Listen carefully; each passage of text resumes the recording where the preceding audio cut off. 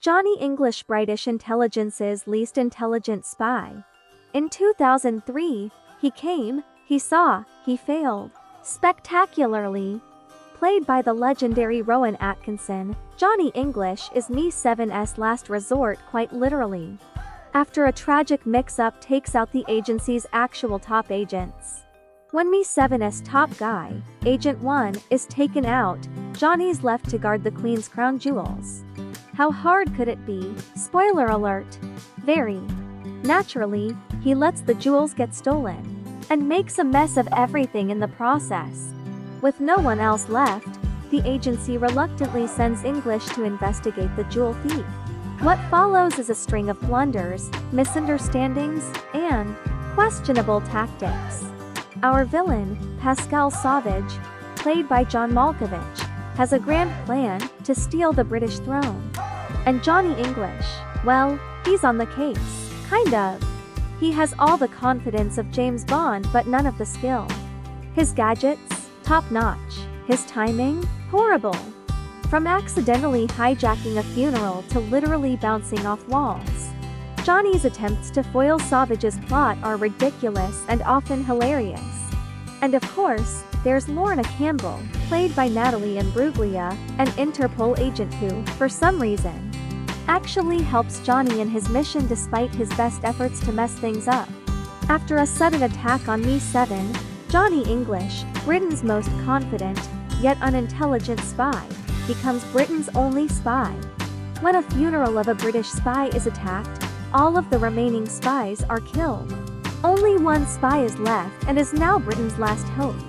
Johnny English and his sidekick, Bao, have been assigned the case of investigating the theft of the British crown jewels.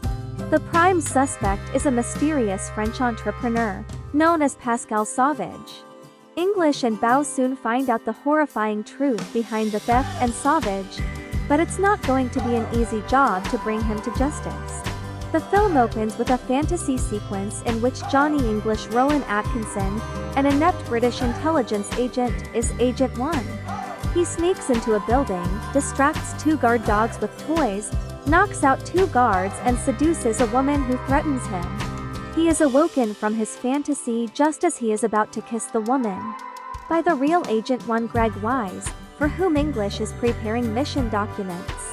After being assured that English has checked the submarine hatch codes personally, Agent 1 leaves on a mission. The audience then learn that Agent 1 died in action when his submarine hatch failed to open.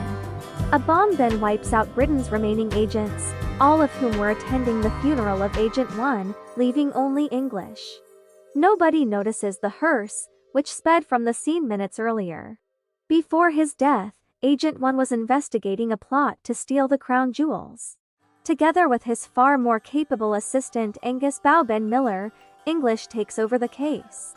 Whilst investigating, English becomes attracted to a mysterious woman, Lorna Campbell, Natalie Imbruglia, whom he meets at the unveiling of the newly restored crown jewels, where English is in charge of security.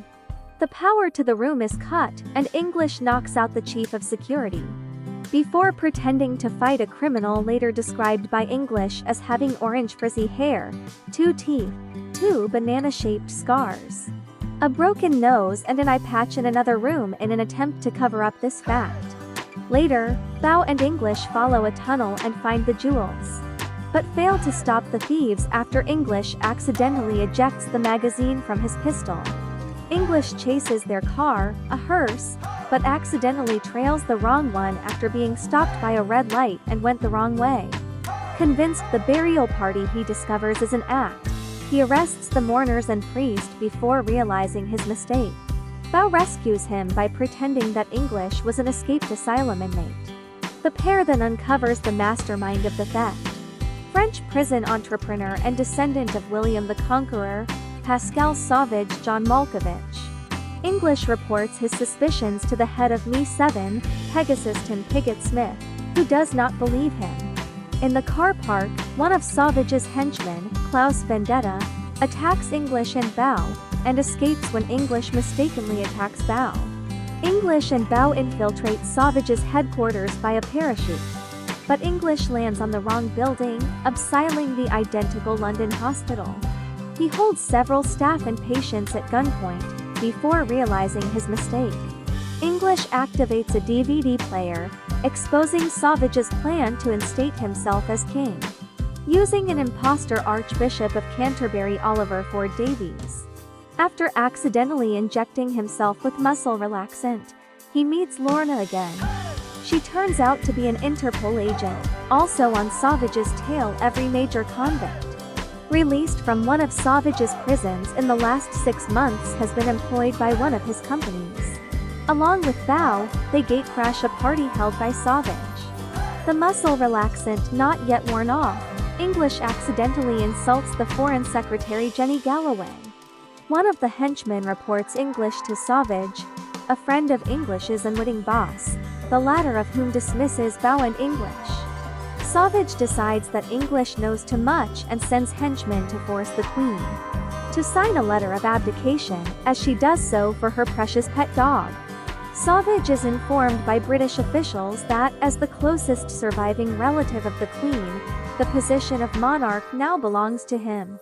Lorna visits English at his flat, as his mission was reassigned to her, and persuades English to join her. They travel to France, infiltrate Savage's chateau, and overhear his proposal to turn the United Kingdom into a giant prison. However, English accidentally triggers a microphone, alerting Savage to their presence and in an attempt to steal an incriminating DVD. English drops it onto a tray full of identical discs and takes the wrong one. Taken hostage, they are freed by Bao and returned to England on the day of the coronation. At Savage's coronation, English sneaks in with Lorna, the former disguised as the English bishop in front of Savage. He publicly accuses Savage of treason, and unaware that the fake archbishop is no longer being used. English attempts to pull off his face, believing it to be a mask. English then radios to Bao to tell him to play the DVD they retrieved. Bao does so, resulting in 3/4 of the world's population watching English, in a shower cap and underpants, dancing and miming along to Does Your Mother Know by ABBA. English escapes, but comes back, swinging from a wire above Savage and the Archbishop, grabbing the crown before it touches Savage's head. Savage reveals his true intentions to London by pulling a gun and shooting at English, telling London that it will stand in line and do what he's told no matter what, including letting him turn the country into a prison. In the following struggle, English stopped Savage from being crowned by dropping himself from the wire, and knocks Savage off the throne and got inadvertently crowned instead. He places Savage under arrest, reveals his plot to the Queen and allows her to return to the throne, in return for a knighthood. The film ends with English driving Lorna to the top of a mountain, where Johnny accidentally presses the eject button whilst about to kiss her, and Lorna shoots into the sky. There is also a short scene in the credits showing Lorna landing in a swimming pool, where Bao is sitting and as the orange-haired criminal described earlier by English lowers his newspaper. In the end, does Johnny manage to save the day? Well, sorta, but one thing's certain, he makes us laugh every step of the way. So if you're a fan of goofy spies, ridiculous stunts, and Rowan Atkinson's brilliant slapstick comedy, Johnny English is a must-watch. It's 007 meets Mr. Bean, and we wouldn't have it any other way. And remember, even if you're not a top spy, you can always make a difference or at least, make people laugh.